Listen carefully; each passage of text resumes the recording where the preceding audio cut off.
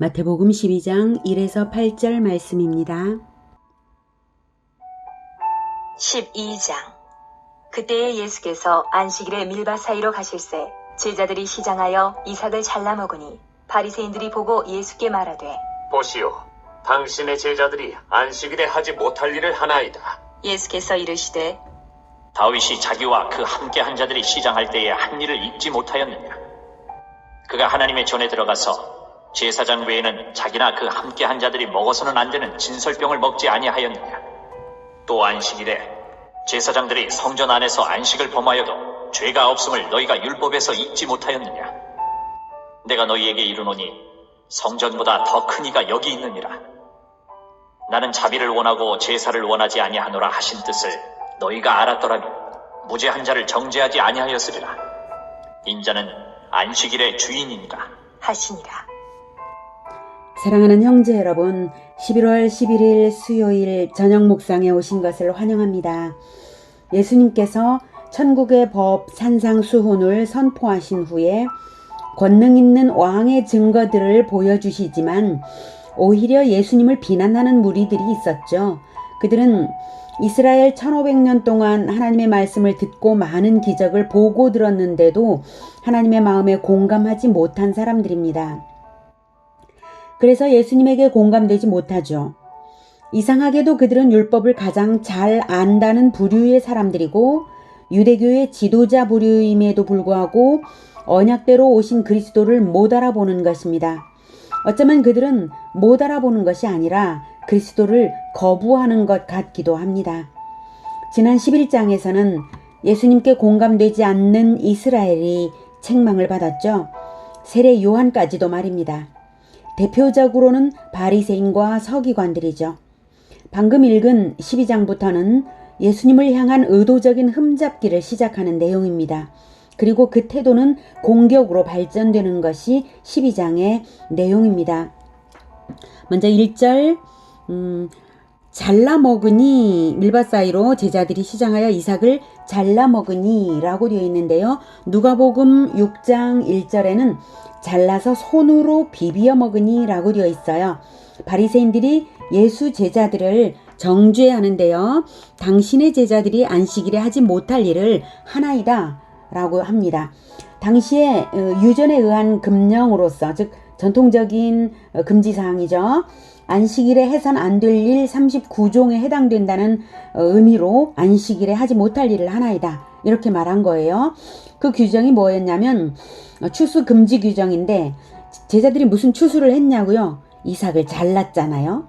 그 다음 탈곡 금지 규정이 있어요. 아니 제자들이 무슨 탈곡을 했냐고요? 이삭을 손으로 비볐잖아요. 그 다음 키질 금지 규정이 있습니다. 제자들이 무슨 키질을 했어요? 예, 결을 불어서 입으로 후 불어서 먹었잖아요. 그래서 정말 어이가 없죠? 자, 이렇게 안식일에 해선 안 될 일 39종에 해당되는 그 세 가지를 했다 이런 뜻으로 당신의 제자들이 라고 예수님에게 정죄의 말을 합니다. 보시오, 당신의 제자들이 예수를 정죄하려고 예의주시하던 터에 예수님에게는 공격당할 일이 없으니까 제자들의 행위에 대한 책임을 예수님에게 돌려 정죄하고자 하는 것이었죠. 3절에 예수님께서 이 말씀을 하십니다. 다윗이 자기와 그 함께한 자들이 시장할 때에 한 일을 잊지 못하였느냐? 다윗은 제사장 외에 먹을 수 없는 거룩한 떡을 자기 부하들과 함께 먹은 일이, 그것도 안식일에 먹은 일이 있습니다. 사무엘상 21장 1절에서 6절 내용인데요. 확인하고 갈게요. 다윗이 노베 가서 제사장 아히멜렉에게 이르니 아히멜렉이 떨며 다윗을 영접하여 그에게 이르되 어찌하여 네가 홀로 있고 함께하는 자가 아무도 없느냐 하니 사실 그때 다윗은 자기를 죽이려는 사울의 추격을 받아서 도망을 간 상황이었죠. 그것을 알기 때문에 아히멜렉이 떨며 라고 말을 한 것 같습니다. 사울이 다윗을 겨냥하는 이유는 다윗이 장차 왕이 될 것을 알기 때문에 다윗을 죽이려고 한 것입니다. 2절부터 4절까지 읽을게요.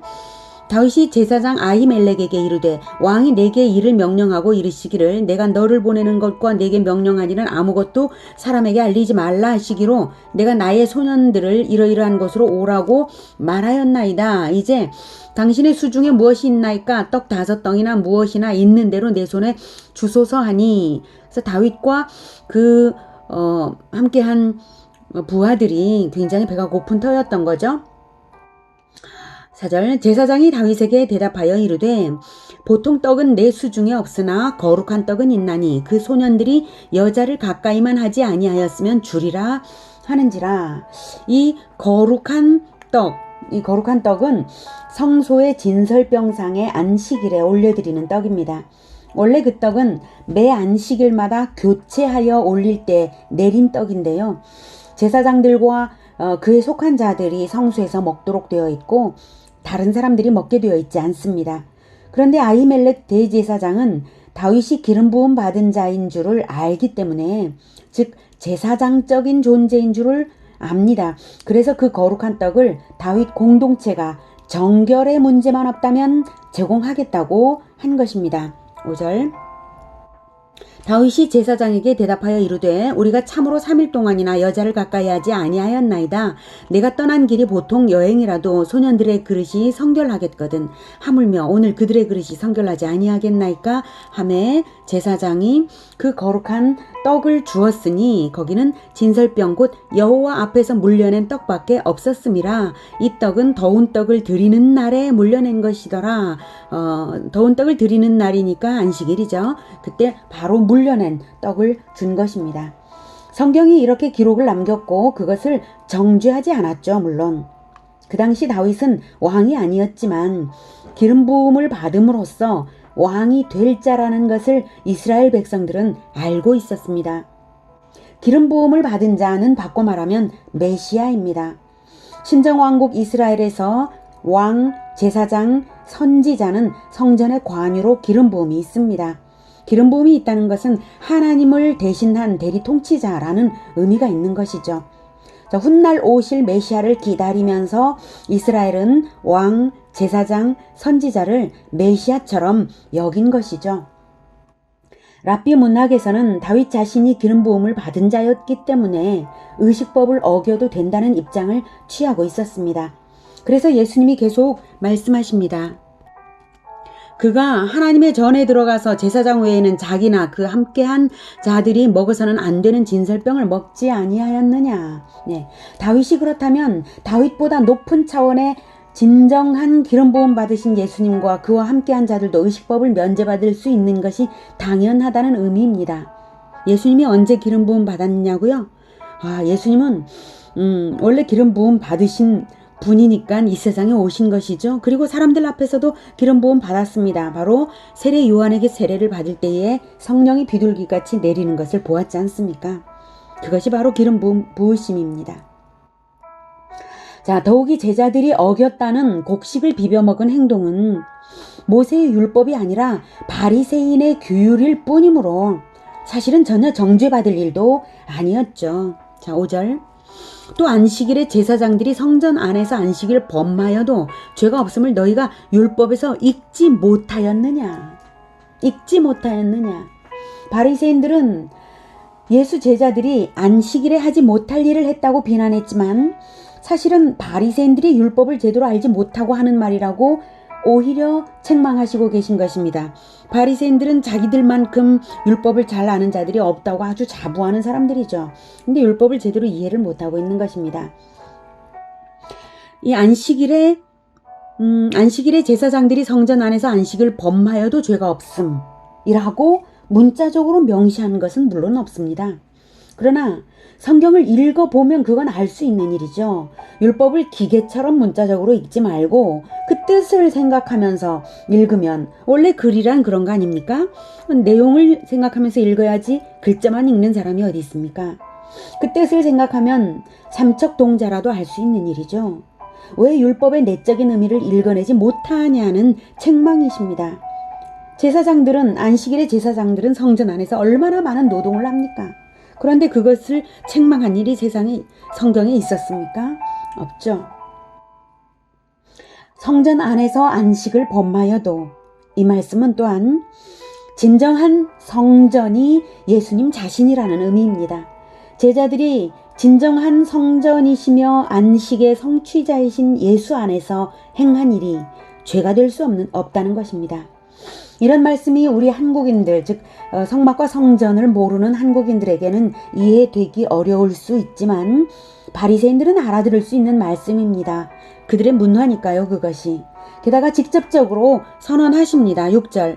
내가 너희에게 이르노니 성전보다 더 큰 이가 여기 있느니라. 예수님은 자기 자신을 가리키시면서 하시는 말씀이시죠. 예수님 자신이 바로 그리스도이심을 말씀하신 것입니다. 그리고는 하나님께서 구약의 율법을 주신 의도를 떠올리십니다. 7절.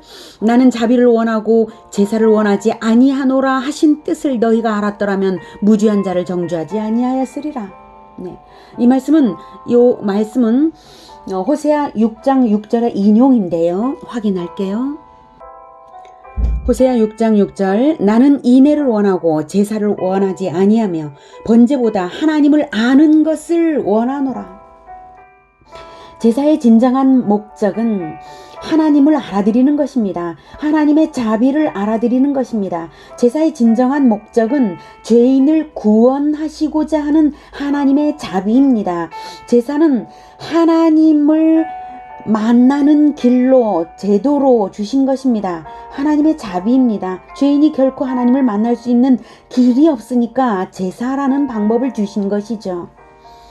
그러니 죄인을 정죄하고자 하는 것이 하나님의 본뜻이 아닙니다. 더욱이 죄인에 의한 죄인의 정죄가 합당하겠습니까? 율법을 주셔서 제사제도와 안식일제도와 성전제도를 주신 뜻은 자비를 베풀어서 죄인이 하나님을 만나는 길을 열어주시는 것인데 그 율법을 본 뜻대로 적용하지 않고 죄인을 정죄하기에 급급한 바리새인들의 태도는 하나님의 뜻과 거리가 너무나 먼 것이었죠. 그리고 나서 아까보다도 예수님은 이제 더 직접적이고 결정적으로 진실을 선언하십니다. 8절. 인자는 안식일의 주인이니라. 예수님 자신이 그리스도이심과 율법의 입법자이시며 안식의 성취자이심을 이보다 더 명쾌하게 표현할 수 있을까요? 내가 왕이다. 내가 주다. 내가 율법의 주인이다. 내가 영원한 안식을 주는 자다. 내가 천국의 왕이다. 이렇게 말씀하신 것입니다. 바리새인들이 알아들었을까요? 알아들었다면 예수님을 믿지 않을 수 없겠죠. 이어지는 내용들을 보면 바리새인들은 예수님에 대하여 더욱 공격적으로 나옵니다. 말뜻을 못 알아들었을 리는 없고요. 알아들었기에 더욱 그러는 것입니다. 무엇인가요? 그들은 그리스도의 대적의 나라에 속한 자들이었기 때문입니다. 오늘은 8절까지 보았습니다. 우리는 그리스도의 백성이고 그리스도께 속한 자들이므로 안식 안에 있습니다. 그러므로 설령 율법을 본의 아니게 어기는 일이 있다 하여도 고의적인 악의가 없었다면 그리스도 안에서 정죄되지 않습니다. 그리스도 안에서 그리스도와 동행되고 있다면 말입니다. 그리고 안식일의 주인이신 그리스도의 뜻을 세상에 전하여서 죄와 율법주의에 얽매여 안식하지 못하는 세상에 하나님의 자비를 전해야 할 것입니다. 우리가 언제나 유념해야 할 가장 중요한 것은 문자적인 율법 규정이 아니라 우리가 성전이신 그리스도 안에 있는가, 그분의 안식 안에 있는가, 그분과 동행되어 있는가, 이것밖에 없습니다. 문자적인 규례는 다만 그리스도와 동행되도록 습관을 세우는 부분적 기술에 불과합니다. 늘 예수님과 동행되어서 참된 자유와 안식을 누리는 우리 모두가 되길 축복합니다. 기도하겠습니다. 자비가 충만하신 하나님 아버지 감사합니다. 우리에게 자비를 베풀어 주시려고, 우리를 구원하시려고 그 오랜 세월 동안 성전과 제사제도와 그리고 안식일 제도와 모든 율법을 다 주시고 또한 이끌어 오시고 마침내 예수님을 우리에게 주셨습니다. 정말 감사합니다. 그래서 우리가 이제 예수님 안에 있게 되어서 진정한 안식 안에 있게 되어서 참으로 감사합니다.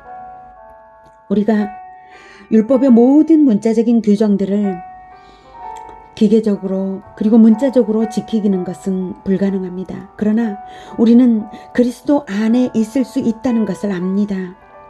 늘 예수님과 동행했던 그 예수 제자들처럼 지금 비록 육체로 예수님과 함께 있지 않지만 성령께서 우리 안에 계시니 성령의 인도를 받으면서 하나님의 말씀을 품어 실천하면서 예수님과 늘 동행되어서 천국을 건국해가는 우리가 되게 하여 주시옵소서. 늘 예수님 안에 있겠습니다. 우리를 안식과 또 하나님 건국의 그 사역 안에 늘 있게 하옵소서. 예수님의 이름으로 기도드립니다. 아멘. 이어지는 시간은 개인 기도 시간입니다.